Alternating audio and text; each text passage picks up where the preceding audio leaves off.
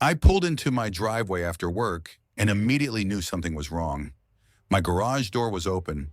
I was certain I'd closed it that morning. At first, I thought maybe I'd forgotten. Then I saw movement inside. Two men were standing in my garage, taking pictures, opening storage cabinets, writing notes on clipboards. I didn't recognize either of them. Then I noticed the logos on their shirts, HOA inspectors. For a moment, I honestly thought there had to be some kind of mistake, because nobody from the HOA had called. Nobody had emailed. Nobody had asked for permission. Yet there they were, inside my garage, acting like they belonged there. What they didn't know was that I'd installed security cameras a few months earlier, and every second of what they were doing was being recorded. The footage would end up causing a bigger problem for the HOA than anyone could have imagined. The whole thing started about 6 months earlier. Our HOA had hired a new property management company. According to the board, they were supposed to improve enforcement and help maintain community standards. At first, most homeowners didn't pay much attention. Management companies come and go. Usually, nothing changes. This one was different. Within a few weeks, violation notices started appearing everywhere. Overgrown grass, trash cans left out too long, faded mailbox numbers. Some of the complaints were reasonable. Others felt excessive. But most people paid the fines or fixed the issues and moved on. Then the inspection started. The management company announced that inspectors would be driving through the neighborhood more frequently. Officially, they were only supposed to observe properties from public areas. At least that's what everyone believed. Nobody expected inspectors to be entering private property, especially garages. My garage wasn't anything special. It wasn't a workshop. It wasn't a business. It was exactly what most suburban garages look like. Shelves along the walls, holiday decorations stored in plastic bins, a lawnmower, a few tools, bicycles, normal stuff. The only unusual thing was that I had recently installed security cameras. A string of package thefts in nearby neighborhoods convinced me it wasn't a bad idea. One camera faced the driveway. Another pointed toward the garage interior whenever the door was open. I never imagined they'd become important. A week before everything happened, I received a notice from the HOA. The letter claimed there were concerns about visible storage conditions. The wording was vague, very vague. It didn't mention a specific violation. It didn't include photos. It didn't even explain what they thought was wrong. I called the management company looking for clarification. The representative couldn't give me an answer. She simply repeated that an inspection had noted concerns. When I asked what concerns, she didn't know. When I asked where the inspector had been standing when they observed them, she couldn't answer that either. The conversation left me with more questions than answers. Still, I wasn't overly worried. My garage looked like a garage, nothing more.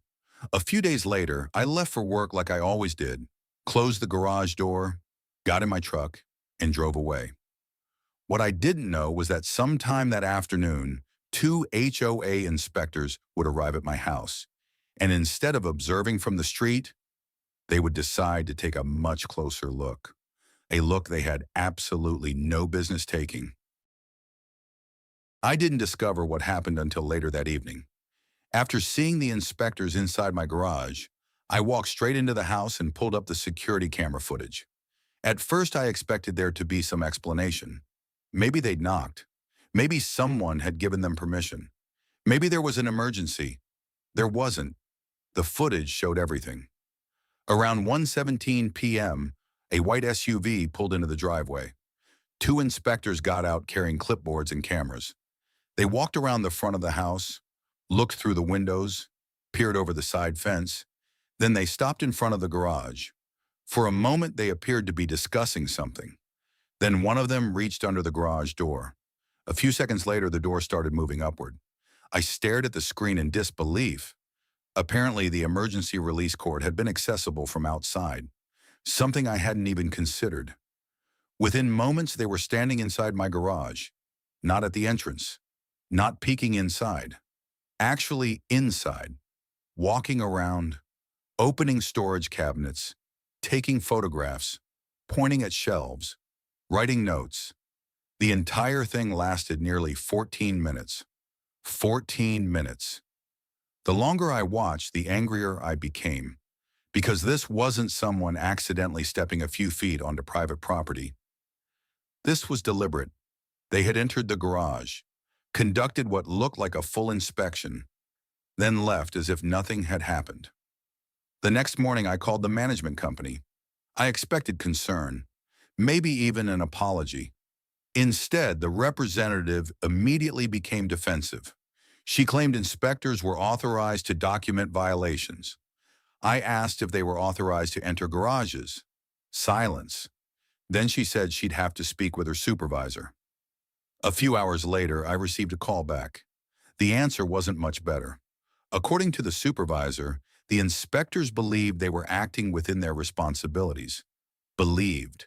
That word stuck with me, because nowhere in the HOA documents did it say they could enter private garages, and everyone knew it. By that afternoon, I had started talking to neighbors. That's when things became even more interesting. Several residents told me they'd experienced similar situations. One neighbor said inspectors had opened a side gate without permission. Another claimed photographs had been taken from inside his backyard. Most people hadn't reported it because they lacked proof. I had proof. 14 minutes of it. Word spread quickly. Once neighbors learned there was actual footage, people wanted to see it. Not because they enjoyed HOA drama, because they wanted answers.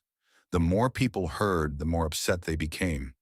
Even homeowners who normally supported strict enforcement thought this crossed a line. The issue stopped being about violations. It became about privacy, property rights, trust. Then things escalated again. A week later, another HOA letter arrived.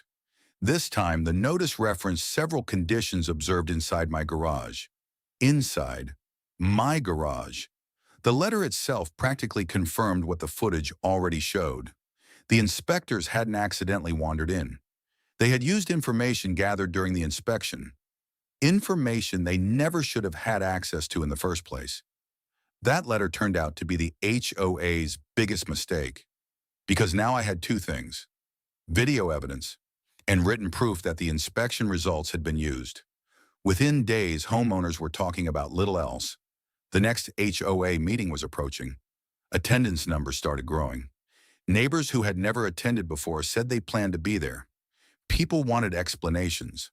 The board probably thought they were walking into a routine meeting. What they didn't realize was that an entire neighborhood was about to watch 14 minutes of footage they would never be able to explain away. The HOA meeting room was overflowing before the meeting even started. Every chair was occupied. People lined the walls. Others stood outside the doorway. The atmosphere felt different from any HOA meeting I'd ever attended. Nobody was there to discuss landscaping.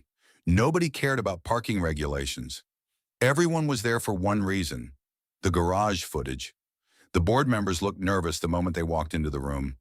They knew attendance was unusually high. What they didn't know was how much evidence had already circulated through the neighborhood. The meeting began with the usual reports, budget updates, maintenance projects, committee announcements. Almost nobody paid attention. Then the garage inspection issue finally reached the agenda. The room immediately fell silent. The HOA president stood and attempted to explain the situation. She described routine inspections, community standards, property maintenance, the usual talking points. Then she insisted the inspectors had acted appropriately. That statement lasted about 10 seconds, because a homeowner in the front row raised his hand. He simply asked, "Appropriately enough to enter a private garage?" The room erupted. Murmurs, shaking heads, people exchanging looks. The HOA president tried to regain control.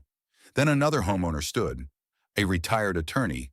He calmly asked whether the board could identify any rule that authorized inspectors to enter a homeowner's garage without permission. No one answered. Another question followed. Could the board identify any policy that allowed inspectors to open cabinets and photograph personal property? Again, no answer. The room grew quieter, not because people were calming down, because the board was running out of explanations. Then came the moment everyone had been waiting for. The footage. A projector screen lowered from the ceiling. The video started playing. The room watched as the inspectors arrived, watched them walk around the property, watched them stop at the garage, then watched one inspector lift the garage door and enter. You could hear people gasping. Several homeowners actually laughed in disbelief.